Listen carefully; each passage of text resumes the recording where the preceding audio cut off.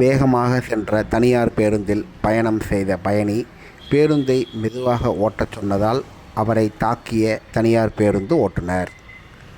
இன்று காலை 7 மணி அளவில் திருச்சி பழைய பேருந்து நிலையத்திலிருந்து பஞ்சப்பூர் புதிய பேருந்து நிலையத்திற்கு சங்கர் என்ற பெயரிடப்பட்ட தனியார் பேருந்து சென்றுள்ளது. அந்த தனியார் பேருந்து ஓட்டுநர் பேருந்தை மிகவும் வேகமாகவும் ஆபத்தான முறையிலும் இயக்கியதாக கூறப்படுகிறது.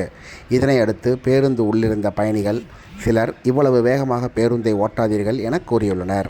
அதில் ஒரு பயணி, பேருந்து அதிவேகமாக செல்வதால் என்னை கீழே இறக்கிவிட்டு விடுங்கள் என பேருந்து ஓட்டுநர் மற்றும் நடத்துனரிடம் கேட்டுள்ளார். அதன் பிறகு வேண்டுமென்றே வேகமாக சென்ற பேருந்து ஓட்டுநர் திருச்சி பஞ்சப்பூர் பேருந்து நிலையத்தில் கொண்டு சென்று நிறுத்தினார். பேருந்து நின்றவுடன் பயணிகள் இறங்கியபோது பேருந்து ஓட்டுநர் அந்த பயணியிடம் சென்று அவரை தகாத வார்த்தைகளால் பேசி அவரை தாக்கியுள்ளார். இதை சக பயணி ஒருவர் தனது செல்போனில் பதிவு செய்துள்ளார். இதனையடுத்து அவர்கள் இது குறித்து எடமலைப்பட்டிபுத்தூர் காவல் நிலையத்தில் புகார் அளித்துள்ளதாக கூறப்படுகிறது.